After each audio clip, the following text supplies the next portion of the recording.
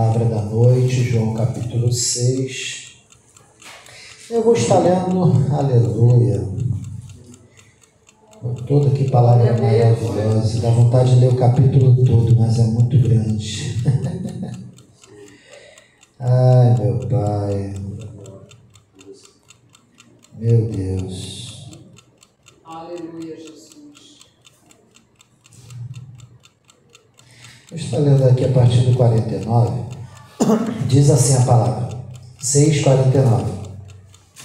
Vossos pais comeram maná no deserto e morreram. Este é o pão que desce do céu, para que o que dele comer não morra. Eu sou o pão vivo que desce do céu. Se alguém comer desse pão, viverá para sempre. E o pão que eu der é a minha carne, que eu darei pela vida do mundo. Disputavam, pois, os judeus entre si, dizendo: como nos pode dar este a sua carne a comer? Aleluia. Aqui eu já quero fazer uma colocação. Quem está na carne não enxerga as coisas do Espírito. E no verso 33, Jesus continua. Jesus, pois, lhe disse: na verdade vos digo que, se não comerdes a carne do Filho do Homem, e não beberdes o seu sangue, não tereis vida em vós mesmos. Quem come a minha carne e bebe o meu sangue, tem a vida eterna, e eu ressuscitarei no último dia. Olha que interessante. Se você comer a carne e beber o sangue, você tem a vida eterna, mas ele vai ter que te ressuscitar no último dia. Deu para entender como é que os mistérios de Deus é? É por isso que temos que ler. Porque a minha carne verdadeiramente é comida e o meu sangue verdadeiramente é bebido. Quem come a minha carne e bebe o meu sangue, permanece em mim e eu nele. Assim como o Pai que vive me enviou e eu vivo pelo Pai, assim quem de mim se alimentar também viverá por mim. Este é o pão que desce do céu.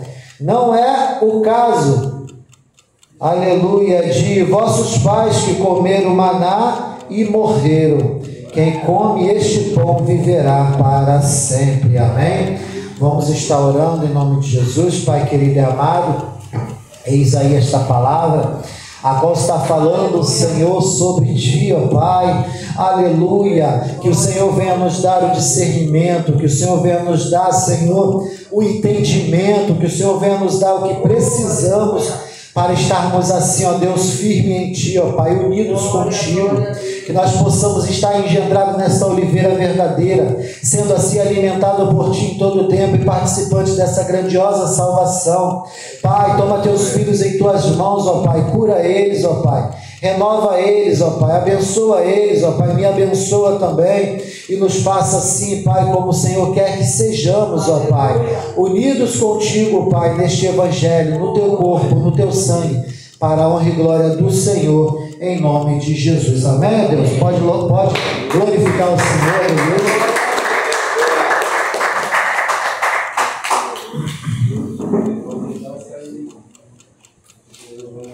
Deus é maravilhoso, igreja. Aleluia. Como eu tinha trago há um tempo atrás aqui, aquela revelação que Deus deu aí, né? Sobre aquela discernir, examinar o homem a si mesmo, né? Hoje seria um dia propício, mas como eu já trouxe aquela palavra que Deus me deu aquele dia, que, aleluia, falou muito aos nossos corações, aleluia. Hoje eu tentando pedir a Deus algo também semelhante para nos mostrar, porque na verdade, igreja, nós ceiamos, nós participamos da Santa Ceia, mas não temos ideia do que é a Santa Ceia. E Jesus, aleluia, ele vem nos ensinar que ele é o pão vivo que desce do céu. A palavra vai nos dizer que lá no deserto Deus mandou o maná que desceu do céu e alimentou a muitos. Em nome de Jesus, aquele pão alimentou sim aquele povo, mas aquele povo morreu. Mas Jesus, ele falando que eu sou o pão vivo que desce do céu.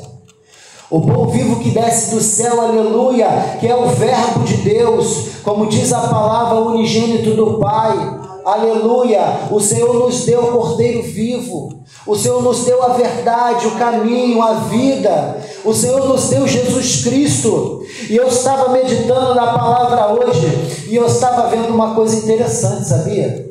A palavra do Senhor vai falar que sem derramamento de sangue não há remissão de pecado. Mas Jesus não precisava morrer, você sabia disso?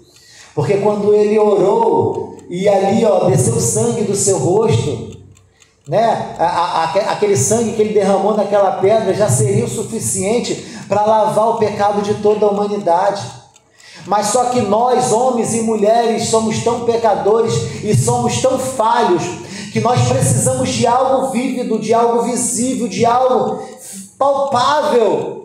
Infelizmente, nós precisamos ter alguma coisa para a gente falar, olha, isso aqui é desse jeito. E assim coube-lhe Deus fazer o que? Aleluia!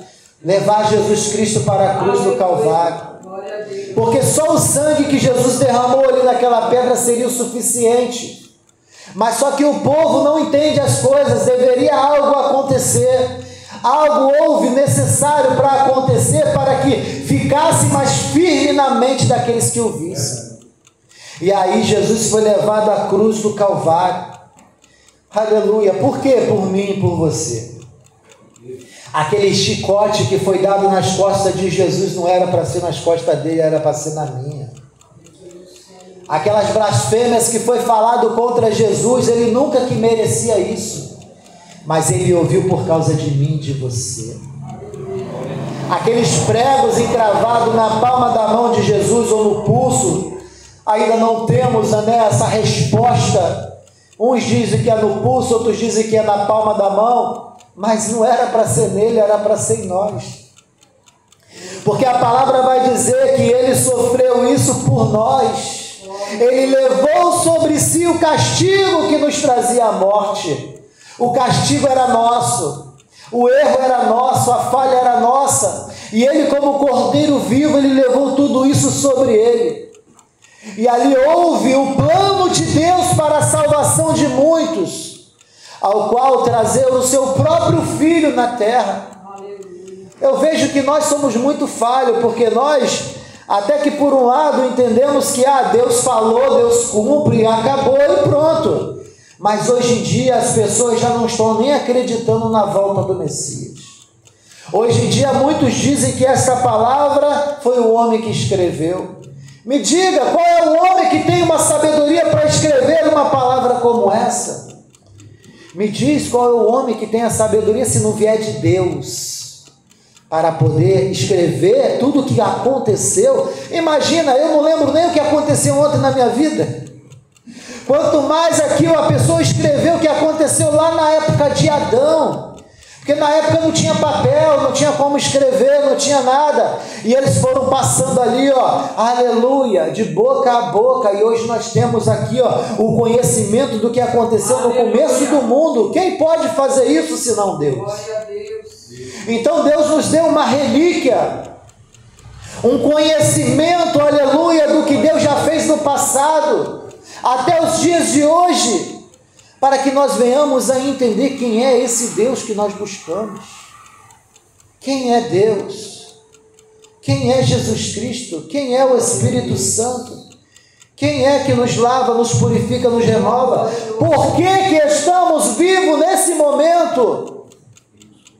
Eu quero dizer, igreja, mais uma vez, como eu já disse antes, quem vem para a igreja não é para vir com seus próprios desejos, não. Você, quando vier para a casa do Senhor, venha para adorar a Deus. Acabou. Eu vou na igreja porque hoje eu vou ganhar a minha bênção. Você pode ganhar a sua bênção, mas o teu intuito de vir para a casa do Senhor é para adorar a Deus. Eu vou para a casa do Senhor pedir cura. Eu vou para a casa do Senhor para pedir isso, para pedir isso. Não, as bênçãos seguirão aos que creem, somente adora. As tuas orações de petições, tu até pode fazer, mas Deus já sabe suas necessidades. Somente adora ao que é digno de honra e glória. Aleluia. Porque a mão do Senhor não está encolhida para fazer aquilo que tem que ser feito ou que precisa ser feito. O problema é que para nós ganharmos a nossa bênção, nós temos que ser fiel. Aleluia. Nós temos que fazer a vontade de Deus. Se não fizermos a vontade de Deus, se não andarmos nos teus caminhos, se não andarmos na tua verdade, não seremos participação daquilo que Ele tem para nos dar.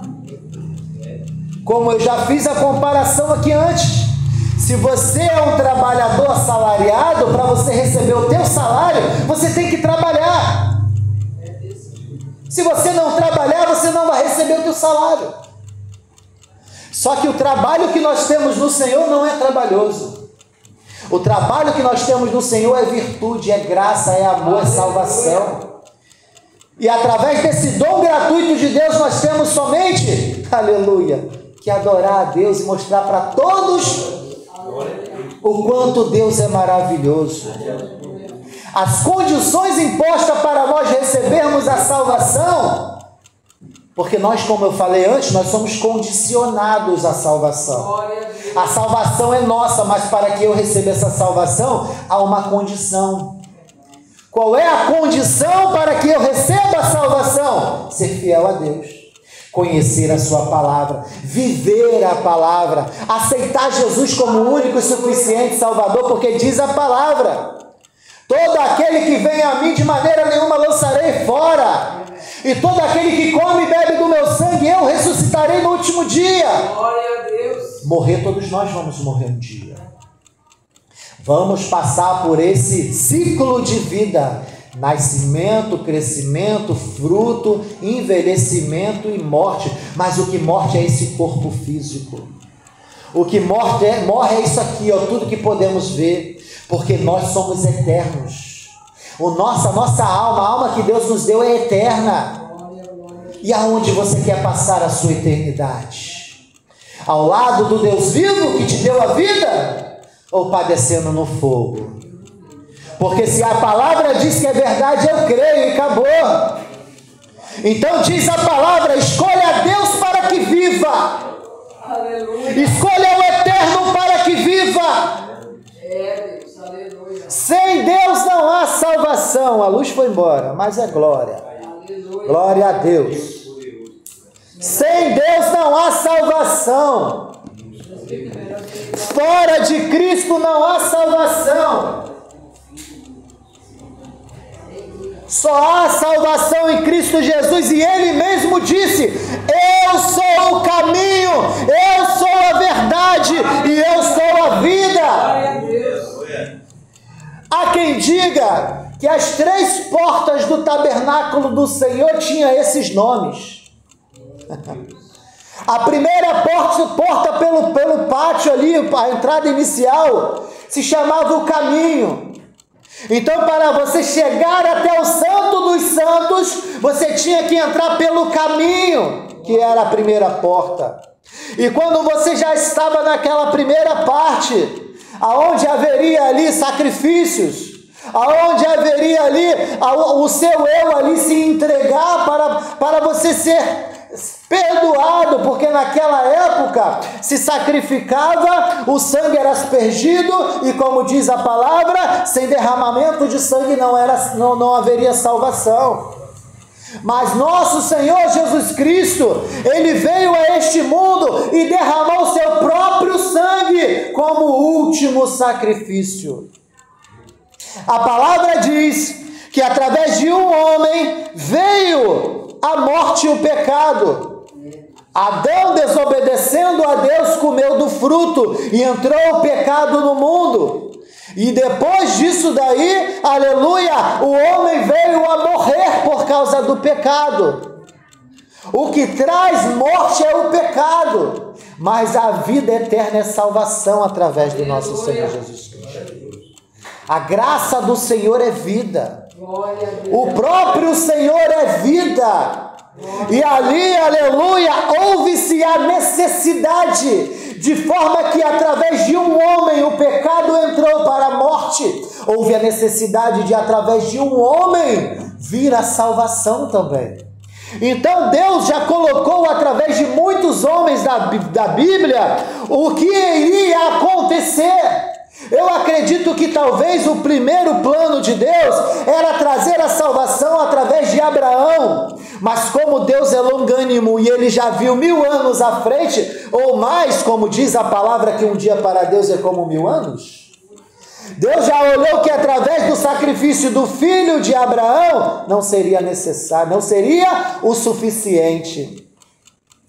Deus falou para Abraão: toma teu filho Isaque, teu único filho, e leve para o lugar que eu te disser, e ali o sacrifica, entrega ele a mim, o seu único filho. Abraão não negou seu próprio filho, pegou o Isaque, pegou as coisas que tinha que pegar aí no caminho de 3 dias, avistou o monte, levou seu filho para ser sacrificado, e Abraão ali, quando ele ia sacrificar, Deus bradou: não, Abraão, eis aí o cordeirinho preso pelo chifre, mata o cordeiro.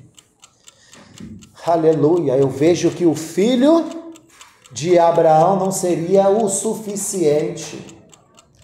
Aleluia, mas Deus já botou ali o exemplo, a sombra das coisas futuras que viria a acontecer no seu determinado tempo. E ali Abraão sacrificou o cordeiro, e o sangue daquele cordeiro, acredito eu, que salvou ali o pecado de muitas pessoas, através do exemplo que foi feito. E ali muitas das vezes vieram acontecendo muitas coisas de lá para cá. No deserto, aleluia, o povo pecou, e ali vieram víboras e começavam a morder aquelas pessoas, e aquelas pessoas ali ficavam ali doentes, e depois de algum tempo algumas morriam, e bradou o homem de Deus, aleluia, no deserto, falou: Senhor, salva este povo é seu.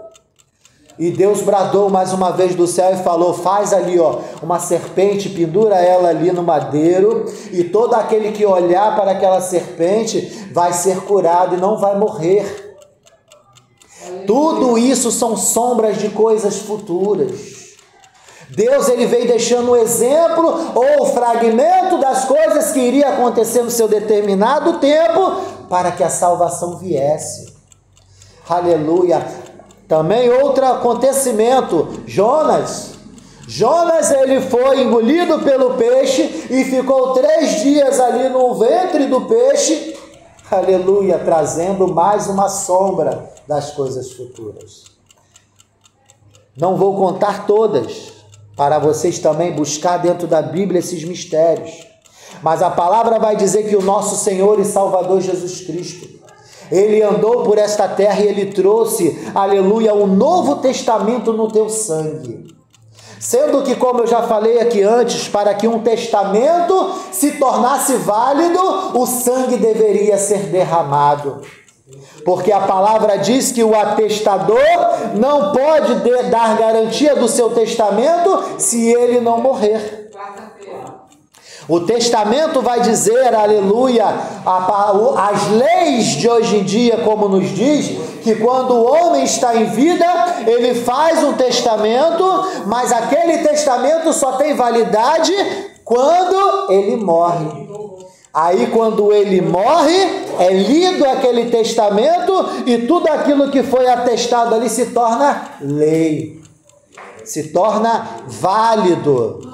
E quando Jesus trouxe, aleluia, o seu testamento nesta terra, como o homem mais rico do mundo, ou filho do dono do mundo, aleluia, porque tudo é dele, tudo é para ele, tudo é por ele.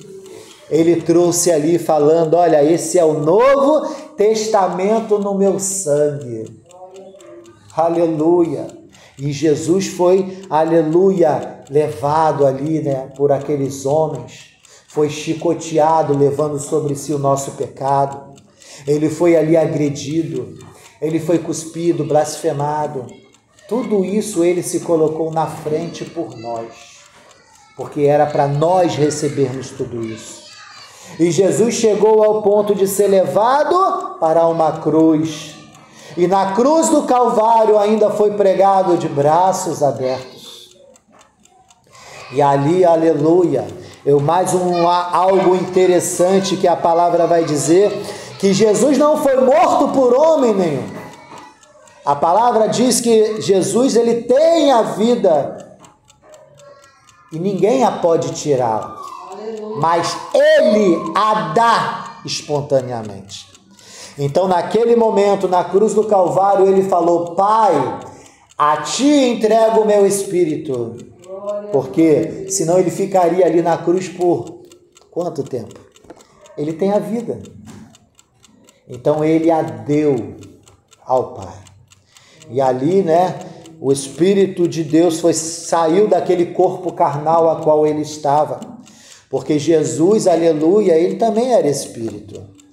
A palavra nos diz que o Pai é Espírito e assim nós o temos que adorar em Espírito e em verdade, mas a palavra do Senhor vai falar que o Verbo de Deus se fez carne, então ele habitou entre nós em carne. E ali ele voltou para o Pai. Eu acho que a palavra nos dá o segmento que ele não chegou aí para o Pai. Porque, quando foi lá, que Maria viu lá e viu ele, falou: não me toque, porque eu ainda, vou para o Pai. Mas isso aí é outra situação. E a palavra vai nos mostrar, aleluia, que Jesus ao terceiro dia ressuscitou. Então nós podemos colocar aqui essas conciliação. Abraão pegou o seu filho, o único filho, foi lá imolar ele para poder, para Deus, mas aí não foi feito. Mas Jesus foi feito no lugar. Era o exemplo, era a comparação. O único filho de Deus foi entregue pelo sacrifício de muitos, enquanto o filho de Abraão não chegou a ser entregue. Sobre aquela serpente lá que foi só como exemplo, é só um exemplo que foi levantado no madeiro para a salvação daqueles que foram mordidos, Jesus estava na cruz do Calvário para a salvação de todos que estavam olhando também. Aleluia!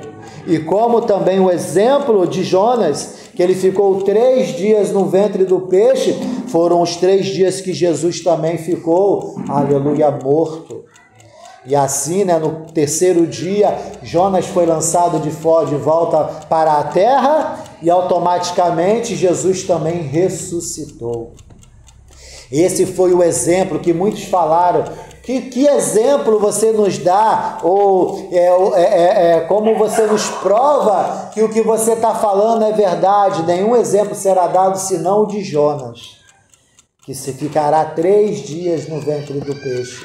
E assim foi dado esse exemplo. E Jesus ressuscitou no terceiro dia.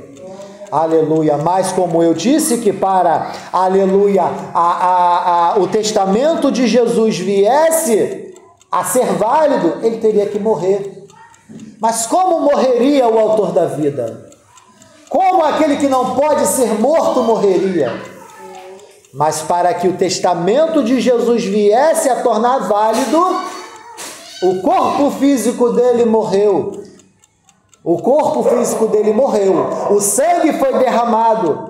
E aquele testamento tornou-se válido, que é esta palavra que nós temos. A palavra da salvação. O Evangelho de Jesus Cristo.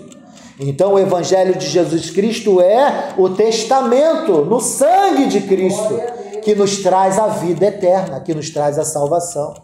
Então, leia, pense, igreja, que quando você lê a palavra de Deus, você não está lendo simplesmente conhecimentos do passado, você está lendo o testamento de um homem que é Deus, Jesus Cristo. Não é qualquer palavra, é um testamento. É algo que foi gerado de sangue. É algo que foi feito não simplesmente para um conhecimento qualquer, mas para a nossa salvação. Aleluia. O que precisamos para ser salvos está contido nestas palavras. Como diz lá o jovem rico: mestre, o que farei para herdar a vida eterna? Jesus foi bem direto. Conhece as leis? Conhece a palavra? Conheço, Senhor. Não matar, não roubar, amar a Deus sobre todas as coisas, respeitar pai e mãe, honrar pai e mãe, e todos os outros mandamentos que a Bíblia nos coloca, E ele falou, não, Senhor, isso aí tudo aí eu guardo desde a minha mocidade. Pronto, o jovem estava salvo. Mas ele tinha que perguntar, né? Nós, como seres humanos falhos, o que me falta mais? Parece, eu não vou dizer que é, porque não é, eu não sei como foi feita a pergunta, mas parece algo assim meio até debochado, né? Ah, isso aí eu já faço, o que me falta mais então? Tipo assim, talvez ele queria ouvir assim, ah, meu jovem, se você já está fazendo isso, vai em paz, né? Jesus disse, você quer ser perfeito? Existe uma diferença entre ser salvo e ser perfeito. Quer ser perfeito? Vende tudo que tem, dá aos pobres, vem e me siga. Aí o homem saiu triste ali para poder, né? Porque talvez dentro desta palavra muito se exaltaria se Jesus não falasse dessa forma. Porque quantos aí no mundo há que obedece à palavra do Senhor, mas não é perfeito? Perfeito só um, Jesus Cristo. Amém, igreja? Então, aleluia, temos o entendimento que o pão da vida é o próprio Jesus Cristo. E tudo que fazemos também numa Santa Ceia, aleluia, é para lembrarmos desse dia, que naquele dia é como se nós viéssemos a lembrar a leitura do testamento de Jesus. Ah, vamos supor que o meu pai é muito rico e ele tinha muitas heranças. E ali dentro daquelas heranças foram lidas um dia e divididas por todos os meus irmãos. Mas suponhamos que os meus irmãos queiram tomar o que é meu. Entenda isso. Suponhamos que os meus irmãos queiram tomar o que é meu. Quando nós participamos da ceia do Senhor, é como se é lembrado, ó, cada um tem o que é seu. Cada um recebeu o que é seu. O que é de cada um? A salvação de cada um. Você não pode roubar minha salvação. Você não pode roubar o que é meu e eu não posso roubar o que é seu. Então, quando lemos, aleluia, a palavra nessa parte, ela vai nos dizer que na leitura do testamento, cada um recebeu a sua parte. Glória a Deus. Então, temos o entendimento que cada vez que isso acontece, aleluia, nós estamos lembrando da leitura do atestador, Jesus Cristo, que através do seu sangue ele nos entregou, aleluia, a salvação e a vida eterna. Então, igreja, aleluia, uma breve palavra que eu quis trazer hoje, para que nós venhamos a entender, aleluia, porque muitos ouvem sobre a Bíblia, ouvem sobre a morte de Cristo, ouvem sobre esses acontecimentos e já não se sente mais no coração o peso destas palavras. Mas é para nós guardarmos no nosso coração que Jesus Cristo fez um testamento, aleluia, para todos nós. E cada um de nós tem a nossa parte. A parte que te cabe é sua. Como eu já disse antes aqui, a salvação é tua, está na palma da tua mão, é sua. O testamento foi lido, cada um recebeu a sua. Agora cuide para que ninguém roube essa salvação. Amém, igreja? Até aqui, em nome de Jesus, que Deus abençoe.